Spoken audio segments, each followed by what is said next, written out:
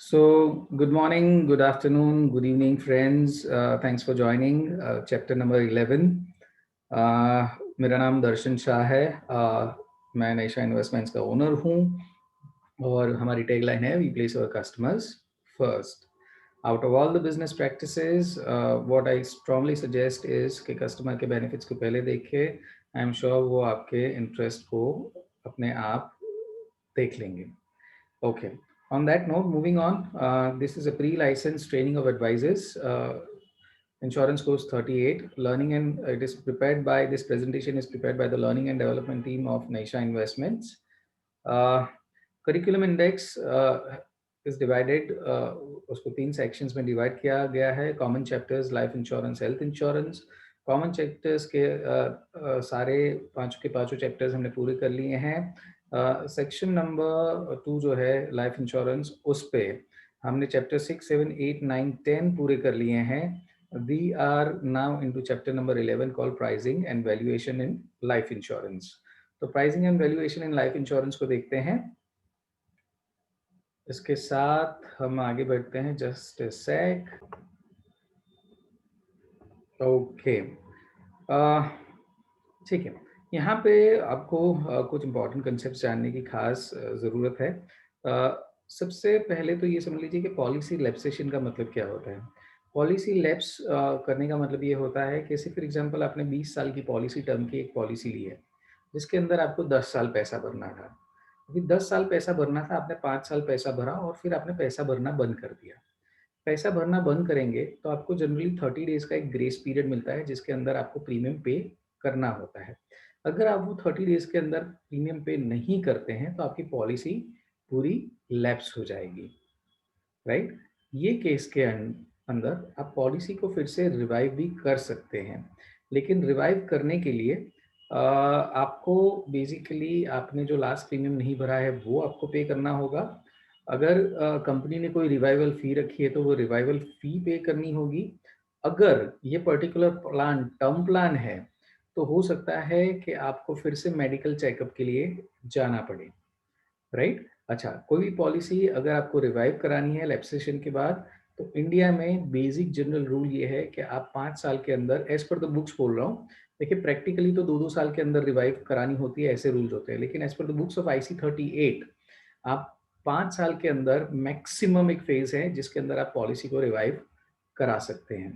तो I hope कि you understand कि सबसे पहले तो आपकी जो ड्यू डेट आती है जब आपको प्रीमियम भरना है, रिन्यूअल प्रीमियम, अगर अब आप नहीं भरते हैं और अगर एनुअल रिन्यूअल प्रीमियम है तो आपको 30 डेज का ग्रेस पीरियड दिया जाता है. अगर वो 30 दिन के अंदर भी अगर आपको पैसा नहीं करते हैं तो आपकी पॉलिसी लैप्स हो जाती है, फिर उसको रिवाइव करानी पड़ती है. रिवाइव कराने के लिए एज आई टोल्ड यू कि आपको जो पहले का प्रीमियम, जितने भी आउटस्टैंडिंग प्रीमियम्स होते हैं, अगर आपने 2 साल और लगा दिए या 3 साल और लगा दिए तो पिछले 3 साल के प्रीमियम पे करने होंगे, उस पर इंटरेस्ट पे करना होगा, प्लस आपको रिवाइवल फी अगर कंपनी ने रखी है तो रिवाइवल फी पे करनी होगी. और अगर वो टर्म प्लान है स्पेशली तो मेडिकल चेकअप भी आपका फिर से हो सकता है. राइट. तो वो केस के अंदर मेडिकल चेकअप हो सकता है और आपको एक सर्टिफिकेट देना होगा कि आप अभी भी गुड हेल्थ में हो. इसका सर्टिफिकेट देने के बाद ही आपकी पॉलिसी जनरली रिन्यू हो सकती है. मैं आगे क्वेश्चन आंसर्स में जाऊं उसके अलावा मैं आपको और 2-3 इन्फॉर्मेशन शेयर करना चाहता हूं. से फॉर एग्जांपल आपने एक रिन्यूअल की आपकी डेट आई, आपने प्रीमियम नहीं भरा, ठीक है, आपने ग्रेस पीरियड का फेज आया, ग्रेस पीरियड के फेज के टाइम के दौरान आपकी से फॉर एग्जांपल डेथ होगी. अभी डेथ हो गई तो फैमिली को कौन सी रकम मिलेगी? तो फैमिली को बेसिकली आपका जो सम एश्योर्ड है, आपकी जो बीमे की रकम है, माइनस आपका जो लास्ट प्रीमियम है, वो माइनस करके कंपनी पैसा देगी. क्यों? क्योंकि डेथ जो हुई है वो ग्रेस पीरियड में हुई है, रिन्यूअल डेट के बाद हुई है. रिन्यूअल डेट पे वो प्रीमियम पे करना था जिसकी वजह से जनरली आगे इंश्योरेंस आगे बढ़ सकता है, लेकिन वो पैसा कस्टमर ने पे नहीं किया था तो भी कंपनी पूरा आपको बीमे की रकम दे रही है, तो एटलीस्ट वो अपना लास्ट प्रीमियम उसमें से डिडक्ट करके ही आपको बीमे की रकम देगी. तो राइट, आई होप कि ये लैप्सेशन, रिवाइवल और ये ग्रेस पीरियड के दौरान अगर डेथ होती है तो क्या मिलता है उसके बारे में आपको पूरी जानकारी अभी मिली होगी. देखिए ये चीज़ें आप पहली बार सुन रहे हैं, आपके दिमाग में छपी हुई नहीं है और एक ही बार में छपती नहीं है। मेरा आपसे निवेदन है कि ये कहीं पे सामने लिखा हुआ नहीं है, तो मैंने जितना भी अभी आपको बताया है, वो आप या तो इसको रिवाइंड कर लीजिए और रिवाइंड करके किसी बुक में इसको नोट कर लीजिए, right? Okay. So what does a policy lapse mean? तो सीधा सिंपल सा जवाब है, policy holder discontinues premium payment for a policy. Policy holder, हाँ, तो answer is B, right? Policy holder completes premium payment अब फॉर ए पॉलिसी, अगर पूरा प्रीमियम पे कर ही लिया है तो लैप्स पॉलिसी हो ही नहीं सकती। मैच्योरिटी होगी है तो वैसे वैसे भी कस्टमर को मैच्योरिटी की अमाउंट मिल जाती है और policy is withdrawn from the market, इसको सरेंडर बोलते हैं। प्री मेच्योर सरेंडर जिसको बोलते हैं उसको पॉलिसी विड्रॉल बोलते हैं। तो ये सिचुएशन नहीं है। पॉलिसी लैप्सेशन का मतलब कि आपने रिन्यूअल प्रीमियम नहीं भरा, ग्रेस पीरियड चला गया, इसलिए पॉलिसी आपकी लैप्स होगी। चलिए आगे बढ़ते हैं। Who bears the investment risk in case of ULIP? देखिए ULIP is a market based plan, unit linked insurance plan, right? तो वो केस के अंदर अगर फायदा है तो भी इंश्योर्ड का है, नुकसान है तो भी इंश्योर्ड का है। आपके लिए थोड़ा आसान बना देता हूँ। इंश्योरर मतलब कंपनी, इंश्योर्ड मतलब कस्टमर। ओके, आई होप कि ये क्लियर हो गया होगा। चलिए आगे बढ़ते हैं। What does term premium denote in relation to an insurance policy? Profit earned by the insurer, price paid by an insured for purchasing the policy. देखिए हमारी पहली बात हुई थी जब हम मतलब लीगल प्रिंसिपल्स की बात कर रहे थे, एक वैलिड कॉन्ट्रैक्ट की, कि कंसिडरेशन होता है और कंसिडरेशन में प्रीमियम पे करना होता है। तो the correct answer is B, price paid by an insured for purchasing the policy is basically premium. Option C देख लेते हैं, डी समझ लेते हैं क्या लिखा है, बाकी आपको मैंने आंसर तो खैर बता ही दिया है। Margins of an insurer on a policy, मतलब वो प्रॉफिट की बात कर रहे हैं, जबकि insurer is a company. Expenses incurred by an insurer on a policy, तो ये कोई जवाब हो ही नहीं सकते, राइट? ओके, चलिए आगे बढ़ते हैं। विच of the below is not a factor in determining life insurance premium?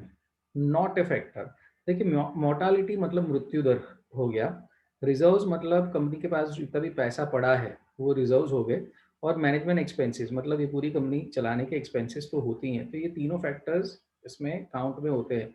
जिस भी कंपनी के पास बहुत ज़्यादा रिजर्व्स हैं तो उसकी जो प्रीमियम जो डिसाइड होगी वो रिलेटिवली कस्टमर को बेनिफिशियल होगी।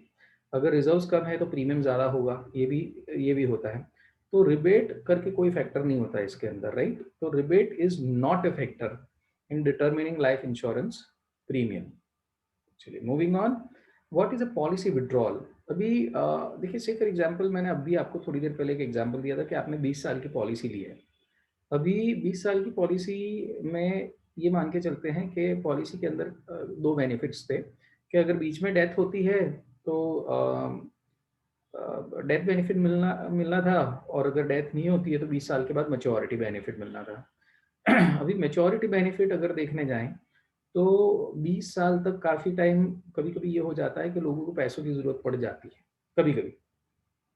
तो वो केस के अंदर कस्टमर्स क्या करते हैं, पॉलिसी बीच में ही बंद करा देते हैं और उनको एक सरेंडर वैल्यू मिलती है। जो पॉलिसी बंद कराते हैं, पॉलिसी विड्रॉल जिसको बोलते हैं, उसको सरेंडरिंग द पॉलिसी भी बोलते हैं, और इसकी एक सरेंडर वैल्यू मिलती है और वो सरेंडर वैल्यू वो ले लेते हैं। क्यों? क्योंकि उनको पैसे की बहुत ज़रूरत होती है और नया प्रीमियम भरने का पैसा होता नहीं है। तो what is policy withdrawal? The correct answer is surrender of policy in return for acquired surrender value, right? तो इसको basically surrender of the policy बोलते हैं। ओके, ठीक है। डिसकंटिन्यूएशन, अगर हम ऑप्शन ए देखें तो discontinuation of premium payment by the policy holder will lead to policy lapsation. वो सरेंडर नहीं होता है, वो आपने प्रीमियम नहीं भरा, अपने आप पॉलिसी लैप्स होगी। सरेंडर तो आप जाके बाकायदा एप्लीकेशन करते हो कंपनी में जाके और बोलते हो कि मुझे मेरी पॉलिसी बंद करवानी है, जो भी सरेंडर वैल्यू है आप हमको दे दो। पॉलिसी अपग्रेड का मतलब कि अगर कोई ऑप्शंस दिए गए हैं कि भाई आपकी इतनी पुरानी पॉलिसी है, अगर आप इसको इसमें अपग्रेड कराना चाहते हो तो वो एक ऑप्शन होता है। पॉलिसी डाउनग्रेड एज सच तो मैंने अपने एक्सपीरियंस में नहीं देखा है। अपग्रेड हो सकता है, डाउनग्रेड नहीं हो सकता है जनरली। ओके, चलिए आगे बढ़ते हैं। विच of the below is one of the way of defining surplus? अगर सरप्लस एक टर्म है और अगर उसको आपको उसको व्याख्या देनी है उसकी, अगर आपको उसको डेफिनेशन देनी है, तो सरप्लस बेसिकली क्या होता है, आपकी जो लायबिलिटीज है, लायबिलिटीज से ज्यादा अगर आपकी एसेट्स हुई तो वो जो एसेट्स माइनस लायबिलिटीज, तो वो क्या होगा, वो सरप्लस ही होगा। तो answer is B, excess value of assets over liabilities. It is very simple. excessive liabilities cannot be surplus, excessive turnover cannot be surplus. In a way it can be, but वो clearly defined नहीं है। Excess value of liabilities over assets तो किसी हाल में नहीं हो सकता है, तो excess value of assets over liabilities is always your surplus. Which of the below is not a component of ULIP premiums? देखिए, पॉलिसी एलोकेशन चार्जेस तो होते ही होते हैं, इन्वेस्टमेंट रिस्क प्रीमियम भी होता है और मोर्टालिटी चार्जेस भी होते हैं। ठीक है। सोशल सिक्योरिटी चार्ज जैसा कुछ नहीं होता है प्रीमियम के अंदर, राइट। तो सवाल क्या पूछा है, which of the below is not a component of ULIP premiums, तो it is social security charge. Okay, question number 8, life insurance companies में offer rebate to the buyer on the premium that is payable on the basis of dash। एक buyer को rebate मिल सकता है premium पे, मतलब उनका प्रीमियम कम हो सकता है। कब हो सकता है पता है, अगर आप बड़ा सा सम एश्योर्ड अगर लेते हैं ना, तो कंपनी आपको पक्का डिस्काउंट देती है प्रीमियम पे।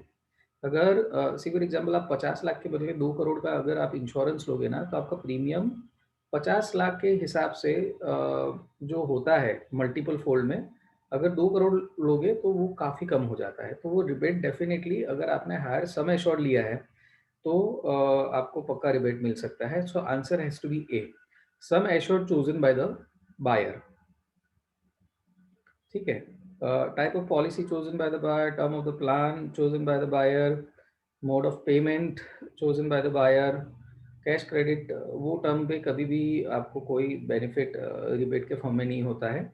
टाइप ऑफ द पॉलिसी मतलब देखिए, जिसकी जो प्राइसिंग है वो तो देनी ही देनी है। टर्म ऑफ द प्लान मतलब अगर ज़्यादा लंबा टर्म है तो जनरली क्योंकि कवर ज़्यादा देना है लंबे समय तक, तो प्रीमियम बढ़ना चाहिए एज सच।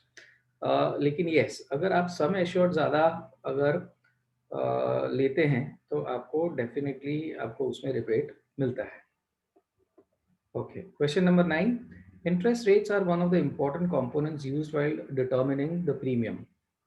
देखिए, आप एज एन इंश्योरेंस कंपनी जब आपकी प्रीमियम की प्राइस अगर आप जब डिसाइड करते हैं ना, तो अगर आपको बाजार में अगर ज़्यादा इंटरेस्ट मिलना है तो आप कस्टमर से रिलेटिवली कम प्रीमियम चार्ज करोगे। ये हमेशा ध्यान रखना है।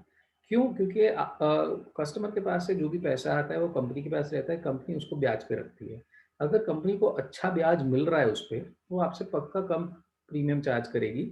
अगर अच्छा इंटरेस्ट रेट नहीं मिल रहा है तो आपको प्रीमियम ज़्यादा देना पड़ सकता है। तो which of the below statement is correct with regards to the interest rates? तो इसके अंदर आंसर होगा, higher the interest rate assumed, lower will be the premium. So the correct answer will be C. आप समझ रहे हैं? देखिए, मेरे बहुत सारे कस्टमर्स हैं, मैं एक इंश्योरेंस कंपनी हूँ और मुझे 100 करोड़ का प्रीमियम आया है। अभी ये जो 100 करोड़ का प्रीमियम है वो मुझे सभी को तो अभी चुकता करना नहीं है, तो मैं उसको ब्याज पे रखूंगा। अगर हायर इंटरेस्ट रेट पे अगर वो मुझे मिल रहा है तो मुझे ज़्यादा इंटरेस्ट चार्ज करने की ज़रूरत नहीं है, ज़्यादा प्रीमियम चार्ज करने की ज़रूरत नहीं है कस्टमर्स को। तो बेसिकली आप ये फंडामेंटली ये दिमाग में बिठा लीजिए कि अगर इंटरेस्ट रेट हायर एज्यूम होता है तो प्रीमियम कस्टमर को लो ही चार्ज होगा। ठीक है। Okay, which of the below statement is correct?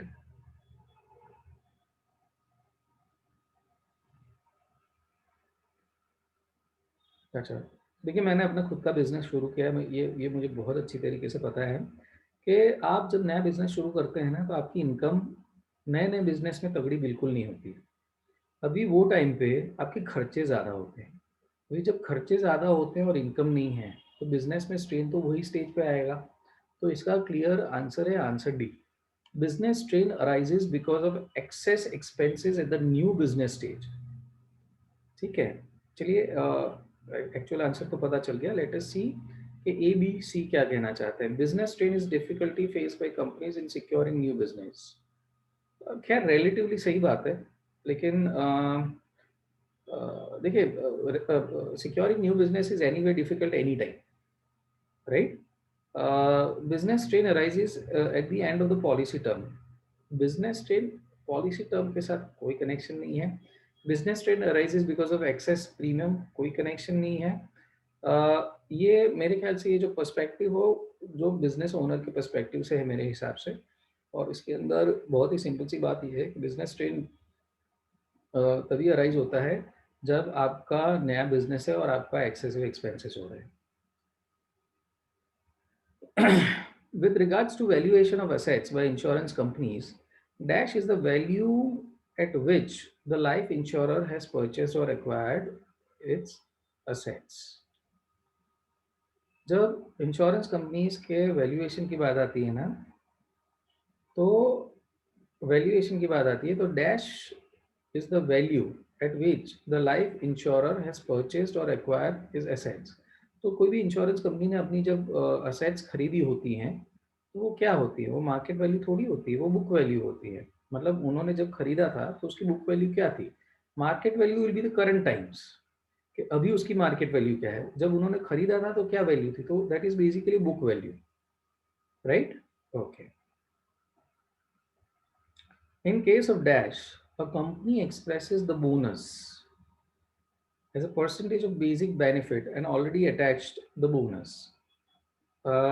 Okay, इसको बेसिकली कंपाउंड बोनस बोलते हैं। कहने का मतलब ये है कि सी फॉर एग्जांपल मेरी जो सम एश्योर्ड है वो 10 लाख की है। 10 लाख पे कंपनी ने 5% का बोनस डिक्लेयर किया, तो 5% ऑफ 10 लैक्स वुड बी 50,000। तो अगर आप क्वेश्चन देखोगे कि इन case of compound bonus, a company expresses the bonus as a percentage of the basic benefit and already attached bonuses। तो बेसिक तो सम एश्योर्ड था 10 लाख, उस पर पहला बोनस डिक्लेयर हुआ 5% का। तो नेक्स्ट टाइम जब बोनस डिक्लेयर होगा तो 10 लाख प्लस जो 5% का बोनस ऐड हुआ है, तो 10,50,000 पे नेक्स्ट बोनस डिक्लेयर होगा।